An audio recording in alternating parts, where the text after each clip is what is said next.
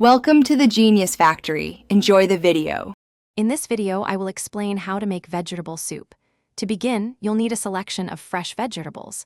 Think about vibrant carrots, crisp celery, and hearty potatoes. Don't forget your aromatics like onions and garlic, which form the base of our flavor. Also, ensure you have good quality vegetable stock, along with your favorite herbs and seasonings ready to go. This foundation is key for a truly delicious soup. Now let's get cooking. Start by heating a large pot with a little oil. Add your chopped onions and garlic, sautéing them gently until they become soft and fragrant. This step builds a wonderful flavor base. Next, toss in your harder vegetables, like carrots and potatoes, and cook them for about 5 minutes.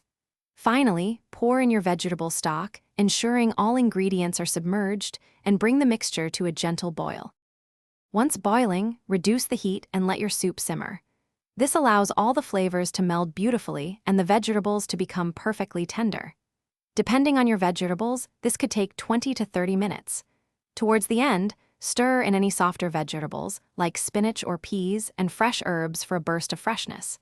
Taste and adjust your seasonings with salt and pepper as needed, ensuring it's just right. Your delicious homemade vegetable soup is now ready to enjoy. Serve it piping hot, perhaps with a swirl of cream, a sprinkle of fresh parsley, or a side of warm, crusty bread.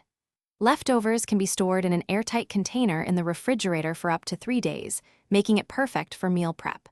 Don't forget to check the description below for links to the Echo Dot smart speaker and other great deals to enhance your home experience. Enjoy your wonderful soup. Thanks for watching. If you found this helpful, don't forget to like and subscribe.